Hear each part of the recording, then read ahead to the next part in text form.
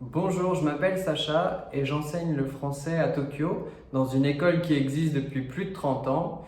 Et aujourd'hui dans cette vidéo, je vais vous présenter le logiciel de conjugaison que mon équipe et moi-même aimerions reprogrammer afin de le rendre accessible à un plus large public pour qu'il soit téléchargeable sur les plateformes Apple et Google, mais aussi pour l'enrichir de nouvelles fonctionnalités et le moderniser un peu. C'est un logiciel qui met en valeur de façon synthétique les systèmes de la conjugaison française et nous pensons qu'il peut être utile pour toute personne un peu perdue dans la conjugaison française, francophone y compris, ou des personnes étudiant le français. Alors, lorsque vous lancez le logiciel, la fenêtre des crédits s'ouvre, comme vous pouvez le voir. C'est un logiciel qui a été conçu en 2013 et à ce moment-là, nous n'avions pas prévu de le rendre téléchargeable en ligne. C'est pourquoi aujourd'hui, nous avons besoin de vous. Lorsque vous appuyez sur Continuer, vous avez donc une nouvelle fenêtre qui s'affiche, qui correspond donc à une aide visuelle pour le module 1, avec des explications simples sur la droite. La même chose pour le module 2, et également une aide écrite donc qui présente de façon exhaustive l'utilisation du logiciel, mais aussi ce qui a présidé à sa conception. Lorsque vous appuyez sur Fermer, le premier module se lance. Le logiciel a été conçu selon les principes de l'approche pédagogique Gattegno, mais toute personne peut l'utiliser. Il n'est pas nécessaire de connaître cette approche pour l'utiliser. Au centre du panneau, vous avez un tableau avec des couleurs. Chaque couleur correspond à un son de la langue française. Et lorsque vous appuyez sur une des couleurs, vous entendez le son prononcé. Donc voilà, je vais le faire. A, E, I. I, en, un, ou. Voilà. Sur la droite, vous avez les trois groupes verbaux de la conjugaison française. Nous aimerions d'ailleurs rajouter une case pour le verbe aller parce que, étant un verbe se terminant par la terminaison ER, mais étant un verbe du troisième groupe, dans la conception actuelle, il n'a malheureusement aucune place. En dessous, vous avez le participe présent. L'interface est divisée en trois parties. Au centre, ce qui correspond au présent de l'indicatif et au présent du subjonctif. Sur la gauche, vous avez ce qui correspond au passé avec l'imparfait et le participe passé. Et sur la droite, ce qui correspond au futur simple. Pour composer le conditionnel, il suffit de combiner la case du futur et de l'imparfait. Et il en va de même pour tous les autres temps composés. En haut, vous avez les pronoms personnels sujets et les pronoms personnels réfléchis. L'utilisateur peut choisir le niveau de difficulté. Alors le niveau de difficulté va de présent de l'indicatif au présent du subjonctif. Ensuite, il peut également choisir la langue en cliquant sur les drapeaux. Lorsque vous cliquez sur un des drapeaux, le logiciel est automatiquement traduit dans la langue choisie. Pour le moment, il n'y a que 3 langues disponibles, le français, l'anglais et le japonais, mais nous aimerions aussi le faire traduire en espagnol. Voilà, je vais le faire pour vous montrer.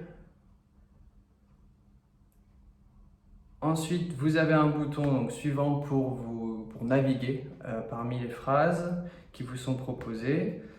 Vous avez également un autre bouton qui s'appelle au hasard, qui, comme son nom l'indique, vous propose une phrase au hasard. Et vous pouvez également taper le numéro de la phrase pour y accéder. Alors pour cette vidéo de présentation, j'ai choisi la phrase 28, mais elle n'a rien de particulier, c'est seulement pour servir d'exemple. Est-ce que vous avez chaud? Voilà, vous entendez la phrase lue et l'utilisateur doit trouver les mots manquants dans l'interface. Ce n'est pas seulement un exercice de prononciation, vous allez le voir. Si vous cliquez sur have du présent, mais Vous sur la terminaison et du futur, have simple, et vous voyez que le logiciel nous indique qu'il y a une erreur. À ce moment-là, l'utilisateur peut soit corriger ce qu'il a fait, donc il peut changer quelque chose, ou il peut cliquer sur le bouton réponse pour avoir la réponse. Alors je clique sur le bouton réponse et vous voyez que les mots manquants qui ont été ajoutés par l'utilisateur sont soit encadrés de vert, soit encadrés de rouge. Lorsque c'est en rouge, cela signifie bien sûr que ce n'est pas correct, et en vert que c'est correct. Donc vous voyez que là, la terminaison c'est la même au futur simple et à l'indicatif présent, mais que ça ne correspond pas à la bonne case. Il fallait choisir le « et » au milieu, le « et » du milieu. Alors je vais continuer avec une autre phrase pour vous montrer. Ils ont combien d'enfants? Voilà. Ils ont.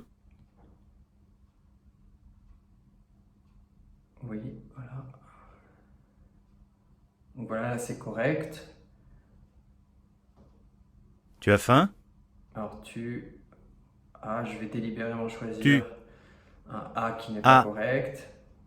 Vous voyez, on peut changer facilement sa réponse. A. Alors voici pour le premier module.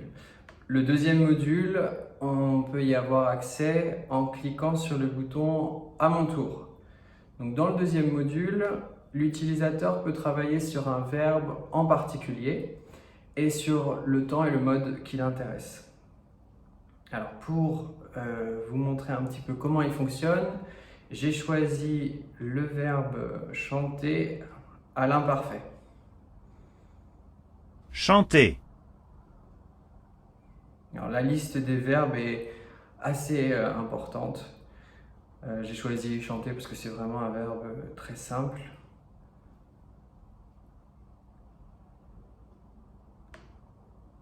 Vous. Voilà, donc si je le Chante. conjugue Yé. à la personne vous, voilà, c'est comme ça que ça fonctionne. Vous avez le radical en haut à gauche. Donc vous choisissez la personne, le radical, chante. et ensuite la terminaison qui convient. Voilà, c'est un logiciel facile d'utilisation, il est intuitif. Il n'y a pas d'utilisation de métalangage grammatical pour ne pas perturber l'apprentissage de l'apprenant. Pour le moment, tous les temps ne sont pas présentés dans ce logiciel. C'est pourquoi nous aimerions refaire un autre logiciel pour présenter les temps qui manquent, à savoir le passé simple, le passé antérieur, mais également l'imparfait du subjonctif et également le subjonctif passé qui n'est pas présenté dans ce logiciel. Le but du logiciel, c'est vraiment de faire en sorte que par la pratique, les utilisateurs comprennent comment fonctionnent les temps qui sont présentés dans ce logiciel. Donc nous pensons que c'est un outil pédagogique innovant et alternatif pour toute personne souhaitant soit apprendre la conjugaison française, soit réviser, parce qu'il y a beaucoup de gens qui ont du mal avec la conjugaison française.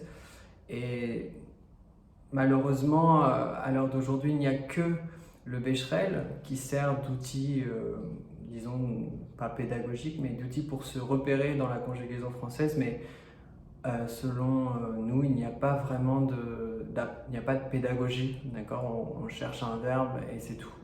Donc voilà, le logiciel que nous avons programmé et que nous aimerions reprogrammer pourrait servir à beaucoup de choses et à beaucoup de personnes. Voilà, c'est pourquoi nous avons besoin de vous pour nous aider à le financer, à financer sa reprogrammation. Voilà, merci beaucoup d'avoir regardé cette vidéo et j'espère que vous pourrez nous aider. Merci.